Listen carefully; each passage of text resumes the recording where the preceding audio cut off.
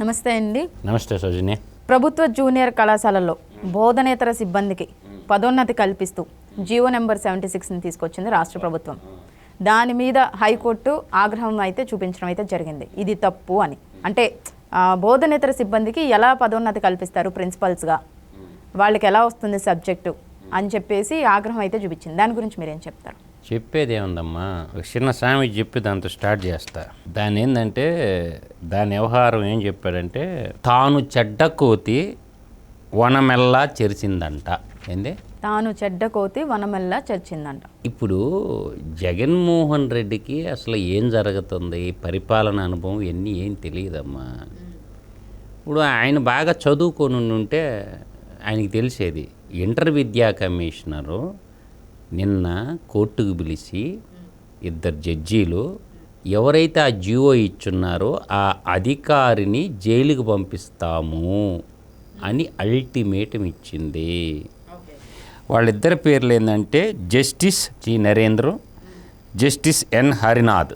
Justice G Narender, justice N Harinath single judge ఇచ్చిన తీర్మానాన్ని కొట్టేస్తూ GO number 76ని కొట్టివేస్తూ ఆ జీవో ఇచ్చినటువంటి అధికారిని మా ముందు ప్రవేశపెట్టండి అంటే, ఇంటర్మీడియట్లో ప్రమోషన్లు వచ్చినాయి. మా ఇంటర్మీడియట్ కాలేజీలు ఉంటాయి కదా, వాటిల్లో ఫిజికల్ ట్రైనింగ్ ఇచ్చేటటువంటి వాళ్ళు, లైబ్రరీమెన్లుగా ఉన్నటువంటి వాళ్ళు, టైపిస్టులుగా పనిచేసిన వాళ్ళు, వీళ్ళందరినీ ఏంటంటే బోధనేతర సిబ్బంది అంటారనమాట. రికార్డుగా రాసేవాళ్ళని వాళ్ళని ప్రిన్సిపాల్గా చేశారు. 197 మందిని. ఎంతమందిని? 197 మంది. చెప్పి లాగి కొట్టింది. మోటార్ సైకిల్ నడిపేవాడిని చేత విమానం నడిపిస్తారా అని అడిగింది. ఎంత అద్భుతమైన కోర్టు చేసిందో చూడండి హైకోర్టు. మోటార్ సైకిల్ నడపడం వచ్చని వాడి చేత విమానం నడిపిస్తారా అనింది. అసలు ఏం జరుగుతుంది విద్యాశాఖలో? మీరంతా ఉన్నత విద్యార్థులే కదా. బోధనేతర సిబ్బందికి ఏ విధంగా ప్రిన్సిపాల్ పదవి అంట. ప్రిన్సిపాల్ అంటే ఎవరు? సబ్జెక్టు బోధించేవాడికి తెలుసద్ది పిల్లలు ఎలా చదువుతున్నారు, ఏంది కరిక్యులం. అంటే ప్రిన్సిపల్ అంటే అన్ని సబ్జెక్ట్స్ ఒక అవగాహన ఉంటుంటుంది. అంటే బోధించిన వాళ్ళకి అవగాహన ఉంటుంది, టీచ్ చేసేటటువంటి వాళ్ళకి అవగాహన ఉంటుంది. ఈ అవగాహన లేని అవగాహన రాయితీ ఉండే వాళ్ళని ప్రిన్సిపాల్గా చేయటం అంటే వాళ్ళ దగ్గర లంచాలు తీసుకొని ఉంటారమ్మా ఎంతో కొంత. అందువల్ల ఏంటంటే ఆ ఇంటర్ విద్యాశాఖ కమిషనరు బుద్ధి లేదమ్మా. వాడు గ్రూప్ 1 ఒక ఇంటర్ విద్యాశాఖ కమిషనర్ అంటే గ్రూప్ 1 ఆఫీసర్ అమ్మ. వాడు కాన్స్టిట్యూషన్ అంటే తెలుసు, భారత రాజ్యాంగం అంటే తెలుసు, చట్టాల పట్ల కొంత అవగాహన ఉంటుంది. ఎవరో ఒత్తిడి మేరకు ఆ పని చేశాడు. కాబట్టి హైకోర్టు ఏం చేయాలంటమ్మా, ఊరక మాటలన్నీ వదిలేయకూడదు, వాళ్ళకి పనిష్మెంట్ ఇవ్వాలమ్మా. శాశ్వతమైనటువంటి జైలు శిక్ష ఒక అధికారికి వేస్తే రెండో వాళ్ళు ఆ తప్పు చేయకుండా ఉంటారమ్మా. దుర్మార్గం కదా ఇది. కాబట్టి న్యాయకోవిధులు, విద్యావంతులు, మేధావులు అందరూ కూడా అదే నేను చెప్పాను కదా మొట్టమొదటిలోనే సామెత, తాను చెడ్డ కోతి వనమెల్లా చెడిందంట అని. ఇప్పుడు జగన్మోహన్ రెడ్డి అట్టా చెడిపోయిండు కాబట్టి మొత్తాన్ని నాశనం చేసేయాలా, సర్వనాశనం చేయాలా. విద్యా వ్యవస్థను నాశనం చేయాలా, ఇరిగేషన్ వ్యవస్థను నాశనం చేయాలా, మొత్తాన్ని నాశనం చేయాలా. నిరుద్యోగ యువతను నాశనం చేయాలా, ప్రభుత్వ ఉద్యోగాలు నాశనం చేయాలా. కాబట్టి నేను అంటుండేది ఏంటంటే మేధావి వర్గం ఆలోచించుకోమని. ఒక హైకోర్టే ఇటువంటి వ్యాఖ్య చేసింది అంటే వాడిని ఆ విద్యాశాఖ కమిషనర్ని పట్టుకొని శాశ్వతంగా వాడిని జైలు పాలు చేసేయాలమ్మా. ఇటువంటి పనులు చేయకూడదు. అందువల్ల నేను ఫైనల్గా చెప్పేది ఒకటే సౌజన్య, ఈ రాష్ట్రంలో రాబోయే ఎలక్షన్ చాలా కీలకమైంది. ఆంధ్రప్రదేశ్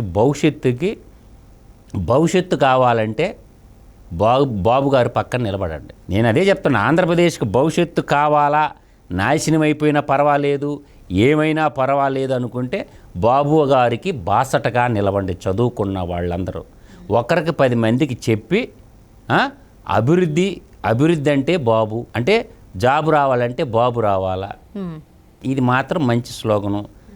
ఆయన్ని దూరం చేసుకోవటం వల్ల అమరావతి వినాశనం అయిపోయింది. పోలవరం పడావు పెట్టేశారు, అమరావతిని నాశనం శ్మశానం చేశారు కదమ్మా. చిల్ల చెట్లు మర్చిపోయి దారుణంగా చేసి పెట్టారు కదా. పోలవరాన్ని గోదాట్లో ముంచేశారు కదా. అన్ని వ్యవస్థలను బస్టు పట్టించేశాడు కదా. విద్యా వ్యవస్థను వదల్లా. ఇప్పుడు పిల్లలకి ఇచ్చే చిక్కీలు, పాల ప్యాకెట్లు, పిల్లోళ్ళకి ఇచ్చే పుస్తకాలలో జగన్మోహన్ రెడ్డి బొమ్మ వేసుకుంటే సస్తా ఉంది ఈసీ స్టిక్కర్లు అతికించుకోలేక అట్టలు వేసుకోండి అని చెప్పారంట. అదేంటంటే పిచ్చోడి చేతికి రాయిస్తే ఏమవుద్దా? పిచ్చోడి చేతికి రాయిస్తే ఏమవుద్దమ్మా? ఏమైనా జరగచ్చు. నేను కొడతాడు. ఒక పిచ్చోడికి రాష్ట్ర ముఖ్యమంత్రి పదవిగా పెడితే ఆంధ్రప్రదేశ్ ఆర్థిక వ్యవస్థ అంతా వ్యవస్థర చేసి ఆంధ్రప్రదేశ్ను అప్పులు కుప్పలుగా మార్చేసిన మాట వాస్తవమే కదా. తర్వాత ఇంకోటి కూడా చెప్తాను నేను, ఇదొకటే కాదు, ఇంకొకటి ఏంటంటే ఒక వ్యక్తి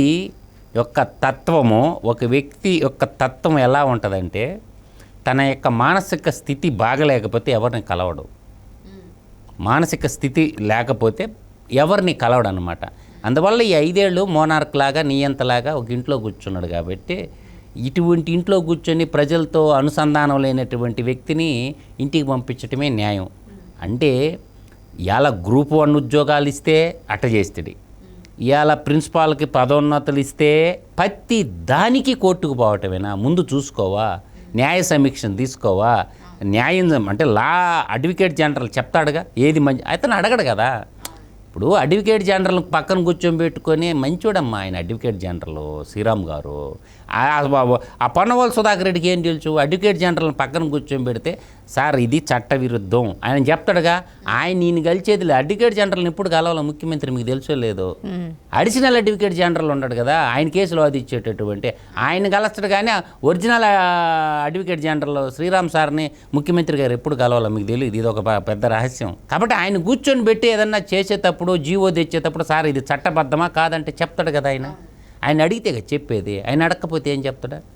అందువల్ల ఏంటంటే రాబోయే ఎలక్షన్లో తెలివిగల యువత, తెలుగు యువత అంటారు, తెలుసుకొని ఒళ్ళు దగ్గర పెట్టుకొని ఓటేసే ముందు భద్రంగా ఒక్కసారి ఆలోచించి ఆతరాతరగా పడిపోకుండా కులం వద్దు, మతం చూడొద్దు, రాష్ట్రం వైపు చూసి రాష్ట్ర అభివృద్ధిని కాంక్షించి రాష్ట్రంలోనే ఉద్యోగ కల్పన చేసేటటువంటి విఘ్నుడైనటువంటి వాళ్ళని సెలక్షన్ చేసుకొని ఎలక్షన్ కంప్లీట్ చేసుకోవాలి. మీ చేతిలోనే ఉంది ఆయుధం. కాబట్టి ఈ జగనాసుర పాలనకి అంతం పలుకుదాం. అభివృద్ధిని కాంక్షించి అభివృద్ధిని ప్రేమించి, అర్థమైందా? చంద్రబాబు పాలన మళ్ళీ తెచ్చుకోండిరా బాబు, లేకపోతే నాశనం అయిపోద్ది రాష్ట్రం.